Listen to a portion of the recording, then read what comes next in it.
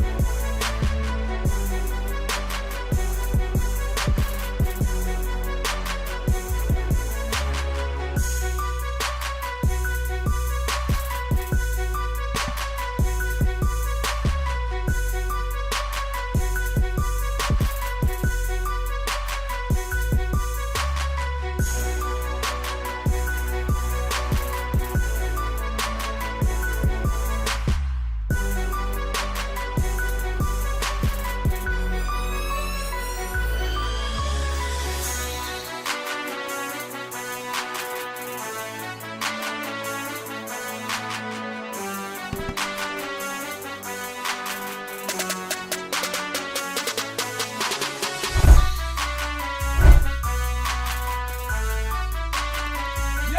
what up, y'all? Hello. Last day of the show right now. Man, it's been a long ride. But no, we will be back on, I think, like the 13th or 14th, whatever that Monday is. All right, but this is the last day of the show for I think we're taking 6 days off. If you count Friday, then Monday through Friday. Then we'll be right back after that because we are going to Taiwan. All right, normally we don't take off and we do the show from other places all the time. Not all the time, but all of our trips throughout the year. We normally, we've done shows from Texas, from Oakland, from Vegas. We have like all the kids on the show too, so it's like fun. It's actually a lot more interesting than just me because all the kids are partaking in it. But we won't be able to do that this time because of the time difference. And I'm not trying to ruin their trip. Like when it's Vegas, I'm like, shut up. You'll be back to Vegas. Do the show. But if this is Taiwan, this is like once in a lifetime, probably, unless some of these guys get contracts out there. Looking at you, JJ. Looking at you, Joey. Watch them want Joey. We get Joey out there, and they're just like, we need this. We need this guy to stay here to play for our team. Maybe like as a mascot role, maybe. Who knows? But that's everything that we're doing. So we leave tomorrow morning, afternoonish. It's also the 4th of July coming up. So happy 4th of July to all you Americans and non-Americans alike. Everyone's an American on 4th of July. We're like the Irish. We accept everybody. But let's start the show. I got my jersey on today. Let's see, LA number 3. Only time I'll wear a Clipper jersey, man. As a Laker fan, I don't like the Clippers. And it's just because they try to infringe on our territory. It's like a gang war. They came from San Diego, dude. Like, they just left in the middle of the night. They didn't even tell the league.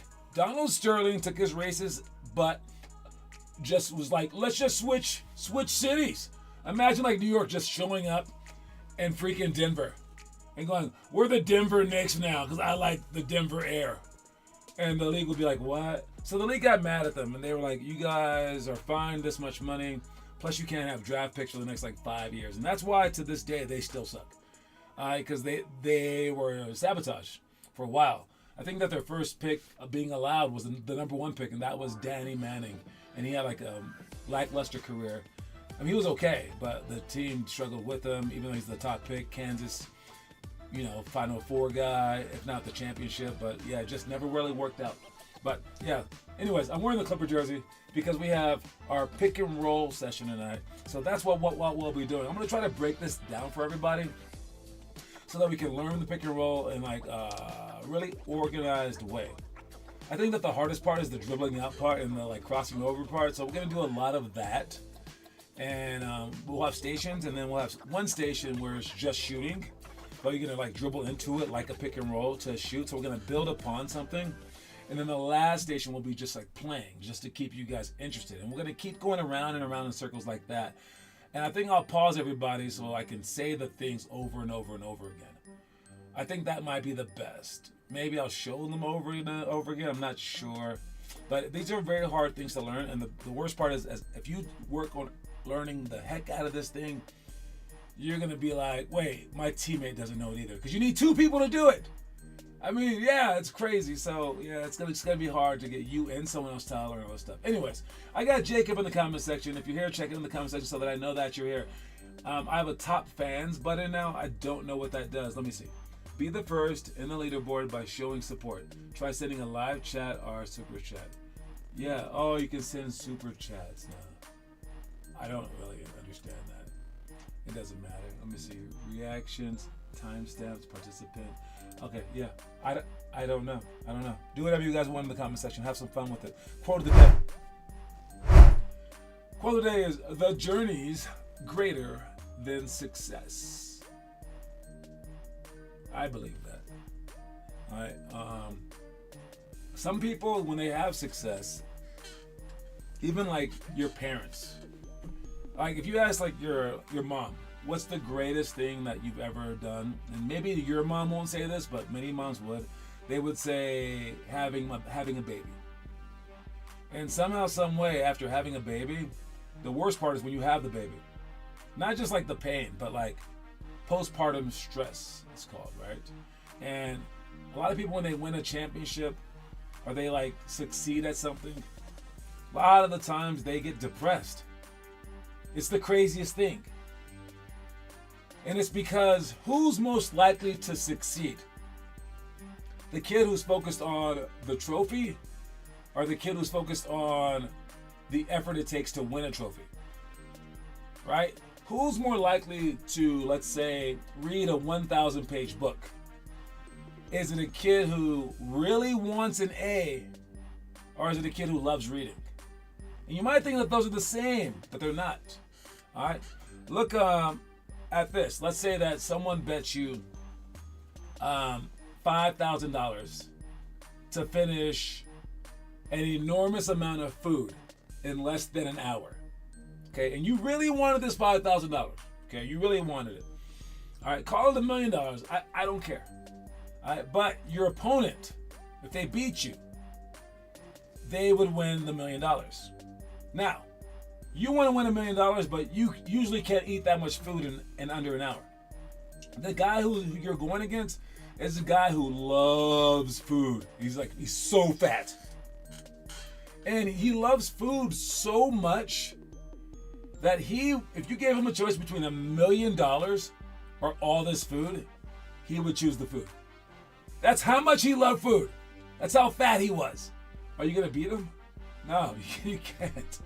So the journey is greater than success. It's only for certain people who truly love the journey. And if they do love the journey, they're going to have a lot of success. But when that success comes, it's not going to be all that they thought it was going to be, because they're going to be like, oh, it's a trophy. Who cares? Oh, it's $1 million. Who cares? I want to get back to work. And in our modern society, you see it with tech companies like Mark Zuckerberg. They offered him $1 billion to buy Facebook. And he said, no, thank you. But I will take half of that. And they're like, what? We offered you $1 billion. He goes, I'll take half.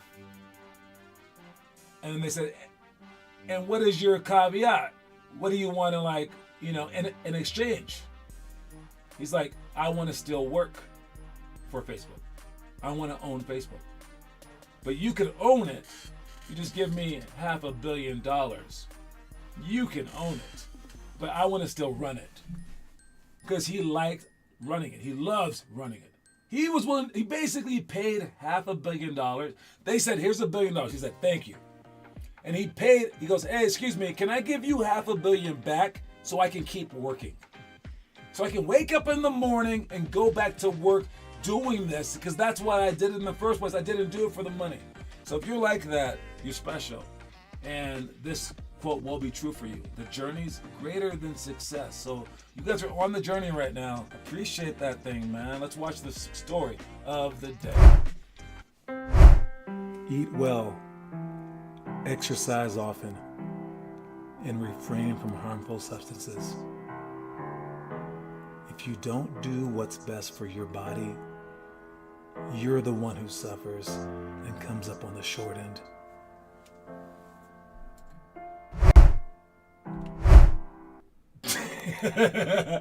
Dang. That really escalated quickly. It was like, eat well. You're like, yeah. Don't do drugs. Oh, okay. Or you'll die. Dang. Yeah, no, but it's true.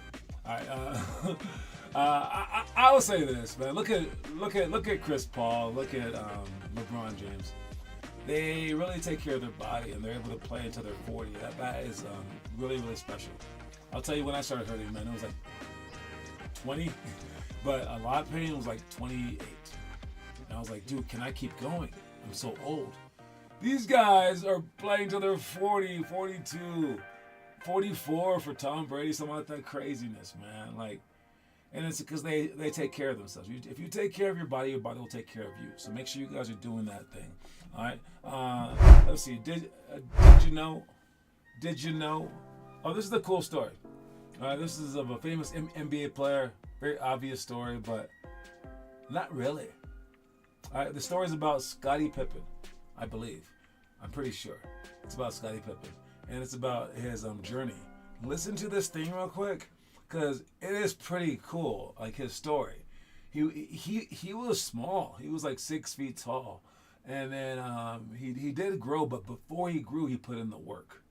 And then when he grew, it was just like extra. So watch the story. Players who had a 1% chance of making it to the NBA. Back in 1983, there was a kid named Scottie Pippen who was just trying to find a way to pay for college in a tiny town called Hamburg, Arkansas. At that time, Scottie was only about 6 feet tall, and he was not some big-time high school recruit, so he did not get any scholarship offers from the big schools, and actually ended up at a small college called the University of Central Arkansas, which was not even in the NCAA, but in the NAIA, so barely anyone outside of Arkansas even knew the school existed. And because his family did not have much money, Scottie could not even afford tuition, so he took a job as the team's equipment manager just so he could be around basketball and maybe get a chance to play. But what happened next is honestly wild. You see, Scottie was not even on the team at first, but he kept showing up to practices and working harder than almost anyone. And after a few players quit or lost their scholarships, Scottie finally got a chance to join the team and even earned a scholarship himself. And while all this was happening, something crazy started to happen to his body, because Scottie began to grow, and he did not just grow a little bit. He shot up about 7 inches during college, going from a skinny guard to a 6'8" forward with long arms and insane athleticism. But the way he started dominating games at this tiny school is what really changed everything. The thing is, by his senior year, Scottie was putting up huge numbers, averaging over 23 points and almost 10 rebounds per game. And even though he was playing against small schools, NBA scouts started to notice him because he could do everything on the court, like pass, rebound, defend, and even run the offense. And he was so good that he got invited to the NBA draft combine, where he blew everyone away with his speed and skills, so he suddenly went from being a complete unknown to a top prospect. But what happened on NBA draft night is the part that almost nobody saw coming. As it turns out, on draft night in 1987, Scottie was picked 5th overall by the Seattle Supersonics, but then he was traded immediately to the Chicago Bulls, where he would end up teaming up with Michael Jordan. So Scottie went from being a kid who could not even afford to play college basketball to becoming one of the most important players in NBA history. One of the most important players in NBA history. I wanna rewind that story for you though. All right, yeah, it's real cool that he gained 7 inches. It's real cool that he ended up getting drafted. It's really cool that he ended up getting traded to the Bulls. It's really cool that they ended up, picking him 5th and using him alongside Michael Jordan. What are the odds of that? It's really cool that he ended up being the top 75 player of all time. How about right before that? How about right before that growth spurt? If that's where his story ended, I think it's an amazing story. He was nobody. He went to an NAIA school, which that level sucks. He didn't make that school's team. And he chose to just mop the floor and just, I want to play. And people quitting, people getting cut, whatever. Eventually they said, you're in, because he was the hardest worker in the gym. Before he was tall, before he got paid, before he got Michael Jordan on his team, he was the hardest worker in the gym. He didn't know he was going to grow. He didn't know that. He wasn't waiting for the growth spurt. He was just working hard. And I see you guys not. And he wasn't even given a chance. He was mopping the floor. People were like, John didn't play me more than 5 minutes in the game. Did I make you mop the floor? You were on the court with the basketball in your hand. That's where he started. That's high integrity right there. For as high as he ended up, I'll say he did a better job than Michael Jordan himself. Honestly, I know he talks a lot of crap about Michael Jordan these days, but maybe it's worth it. I mean, with all that, that's crazy. To go through that, that is insane route to the NBA. But again, it's before he made the NBA that I'm impressed by. Can you guys match him? Can you guys match that effort? Getting not even cut, just not even making the team, going out there, and then being known as the hardest worker on the team, even though you're not on the team. They have to eventually give in. So be that. But it takes every single day. Start right now. All right, let's check some highlights. The highlight. We got the big three is getting even bigger. So this is ISO Joe Johnson playing against all these past NBA guys like Beasley, like Dwight Howard, and he's cooking them. This is like all the former pros now. This thing used to be like just random dudes with like one pro maybe. Now it's getting bigger and bigger and bigger. And oh yeah, you can't make ISO Joe play in the freaking 3-on-3 league where he's allowed to ISO. That's in his name. It's in the name. It's right there. ISO Joe, you're not going to be able to stop him. But yeah, he's a pretty undeniable big three player with Ice Cube leading the league. But this is what I'm talking about buy-in. This league has millions of dollars put into it. A few NBA stars. Ice Cube leading the way, and it still took them years to build this thing. And it's still not all the way built. People don't really know about it. With us creating our program, it's going to take years. That's just how it is. So hang in there and realize that we have the program built as it will ever be. We have everything being offered. Take advantage of the stuff. So if you're missing anything, that's a bad thing. All right, let's go to our trivia question today. Trivia question. I don't know if you got a peek at that, but we got Jacob Tenenbaum leading the way for the month. All right, and here's the second trivia question of the month.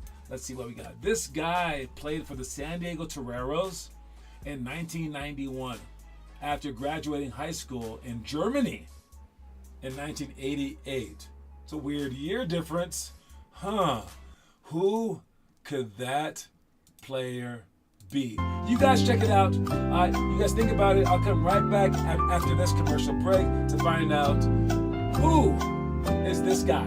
He played for the San Diego Toreros in 1991 after graduating high school in Germany in 1988. Hopefully it's not multiple people. It can't be, right? It can't be. Commercial break!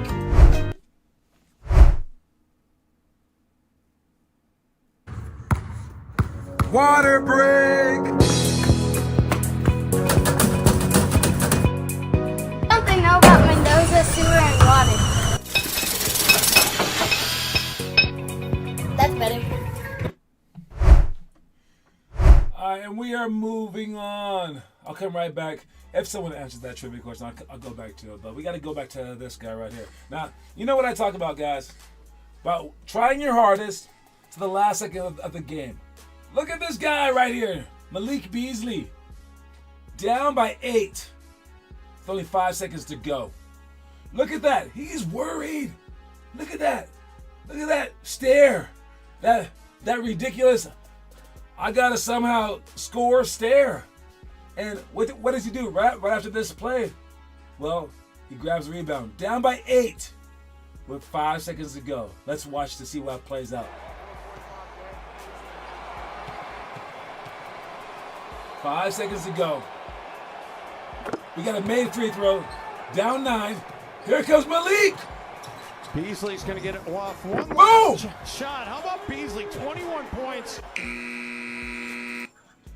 All right, so Malik Beasley just went full court for a dunk when they were down by 9 with 5 seconds to go. Dunked it. Do you guys know why he did this? Well, many people don't know why he did this. They're investigating why he did this. And basically, that point was the point needed to cover the spread. The spread, if you say, the spread, that's basketball talk or sports talk for if they win by 7, if they lose by 7, then it counts as a win. And you win your bet. If you bet on them losing by 7 or less. The spread is made by bettors and all this other kind of stuff. Why else would he sprint? So now they're investigating him to see if he's cheating. There's been other games where he's done other or betting styles on him have been kind of weird. But in one game, he was supposed to get 2.5 rebounds or less. And he actually got 6 rebounds, but he was trying his butt off to get these rebounds. So that one didn't make sense to them. They're like, if he was cheating, he would have got less than two rebounds again. Or 2 rebounds for that game. So they can't figure him out. He's also been in trouble with the law for gun possession, drug possession, things like that, threatening someone's life. Okay, so he's not like the most reputable guy, but there's nothing that says he cheated outside of this one clip. This one clip in which no one really bet too much on it. He was going to make about $30 million this year. So that didn't affect him because bets are under, I think, like thousands of dollars. It's just so weird. Look how hard he's going. But yeah, maybe you should play like that, you guys. You should play as hard as he is until the last second. But don't bet on the games. Don't bet on the games. Please don't bet on the games. Conspiracy theory, true. Well, we'll find out after the FBI does their investigation. Maybe he's the next Jonte Porter. Don't know. Who's doing the homework? You know what I always say? I say it every Thursday, you guys. You are what you do, not what you say you'll do. There's so many people out there who say that they'll do this and that, but they don't follow through. All right, what are we gonna do with those people, man? All right, but let's see. All right, we got Jace on vacation. That's what I'm saying about having a dad who's gonna do all that stuff for you on vacation, taking him to the park. Weston's doing it by himself though, but he's putting in that work as well. Got some weekend shots from Jace as well. Jab 3 option jumper. 100 made shots with the 100 symbol. I like it. Oh, Jacob figured out the answer. The answer actually is Mike Brown. It's a weird one because Mike Brown is not German. If you notice that. But he lived in Germany and what other place did he live? Lived in Germany and Japan because his dad was with the Air Force. That's why he acts so strict. So he grew up in Japan and Germany, graduated in Germany. After that, he went to Mesa Community College. And that community college is in Arizona. And then after that, he played 2 years San Diego, who was in my division, the WCC, maybe the WAC back then, I'm not sure. All right, but yeah, they were in St. Mary's division. I used to play against the Toreros. All right, but he played 2 seasons for them, and yeah, that's what the mix is. I was trying to be tricky, but Jacob got the trick. Let me add that point to his score. Congratulations to Jacob Tenenbaum. You now have 2, buddy. All right, let's move on to our last thing real quick. It's a wolf. What is this? Oh yeah. All right, so I talked to you guys about the 4-minute mile. Got broken by Roger Bannister. It was the unbreakable mark. Well, now that mark is about to be approached by a woman, but not just any woman. It's a woman who has help from other people. What is this crap? Okay, this is crazy. Now, they aren't picking her up, but they're pacing her. Is this even fair? You know what? People can't do this by themselves. I don't think. When you have help around you, that's support. If you have a dog chasing you, it'll be even faster. They should have released the dog. They should have put a piece of bacon on her butt and then released a pit bull to just chase after her. At the last straightaway, at least. I bet you she would have broken 4 minutes because she got about 4:06, I believe. Let me see. What was the time? Yeah, 4:06.42. All right. But look at the help. And it just reminded me of Faith Christian. All right. Faith Christian, Bible-based. Okay, so they're all about the community.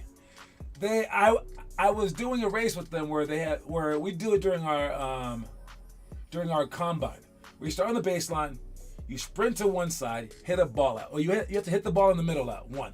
Then you sprint to the one corner, hit the ball out, sprint back to the middle, hit the remaining ball out. Then you sprint to half court, touch half court, and then you sprint backwards to the free throw line. These guys, I don't know if their coach told them beforehand. I don't know if they decided on the spot.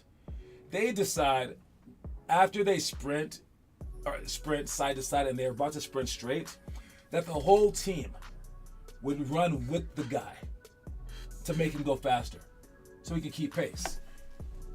And I was like, and they got the best times at this thing ever. I was like, dude, that is smart. Dude. Because when you're running by yourself, it is so hard. When you're working out by yourself, it's so hard. But when you're working against someone, then yeah, that's a lot easier. And I do the same thing when I'm working out. If I see some like kid, like I'll be like, hey, you wanna race to make 10 threes? And like they'll like go against me. I'm not really trying to beat them. I'm trying to beat them, but that's not like why I asked them. It wasn't to be cocky.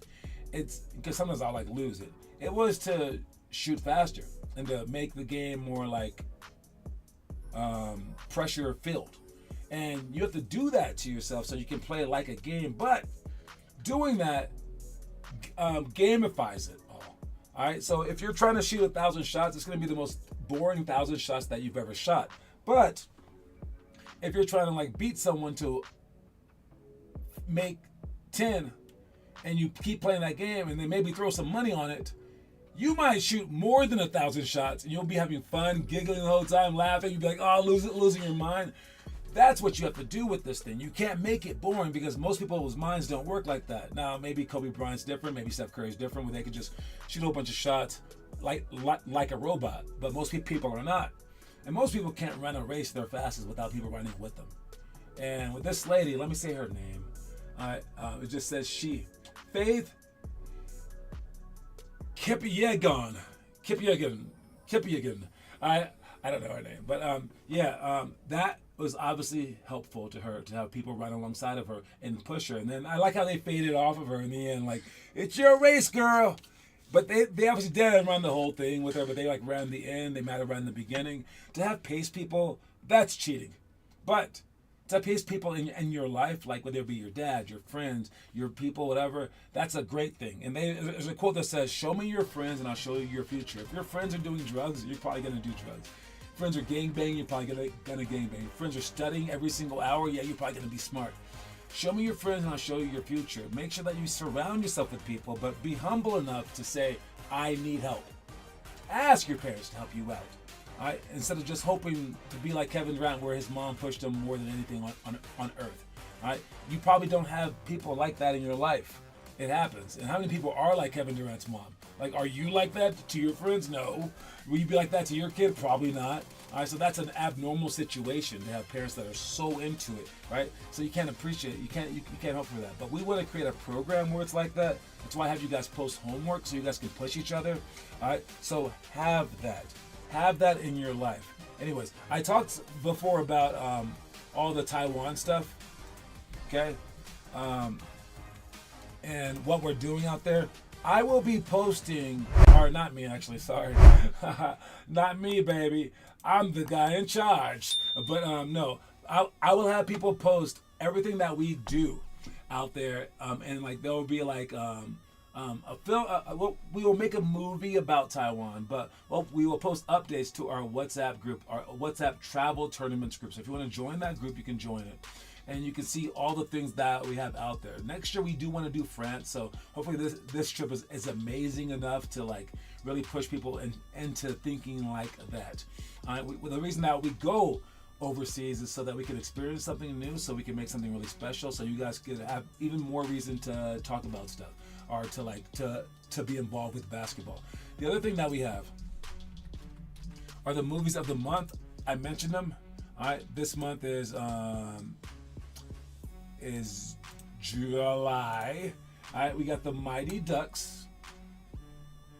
All right, we got the Mighty Ducks is the first grade movie. Second grade movie is The Scout. Third grade movie is Cool Runnings. Fourth grade movie is Miracle. Fifth grade movie is Brian's Song. Sixth grade movie Rocky Balboa, the 2006 version. All right, Hardball is grade 7.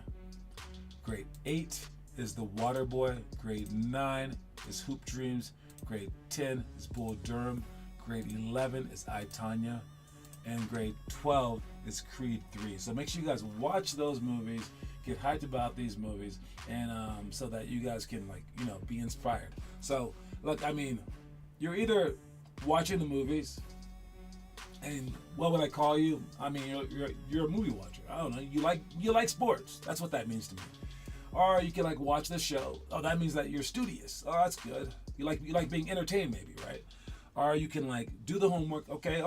Now you're like a ball. You're like a gym rat. You can come to the workouts. Oh wait, okay. Now you're a person that can listen to instructions. You come to the games. Well, now you're a baller. Okay, cool. Or you can do all 5. And then look for more things. And if you're that person, you're unstoppable. That's the person that will never get cut.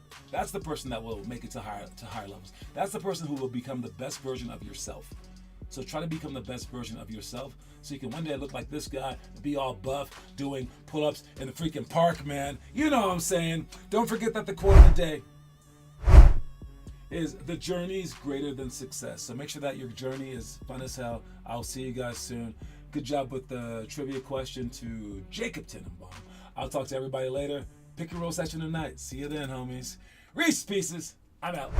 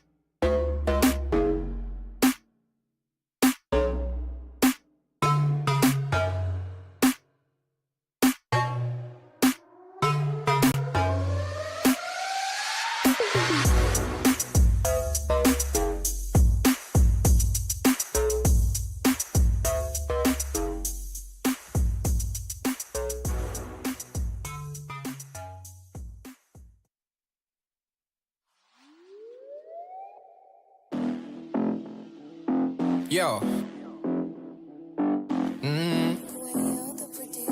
Hi. Hard breathing through it on this madness, yo. Nairobi, are you ready for this? I don't think so. Go get ready. Big man thing, my people crazy. You better like it. Go get ready. My people crazy. You better like it. Kucha, wonder. It's a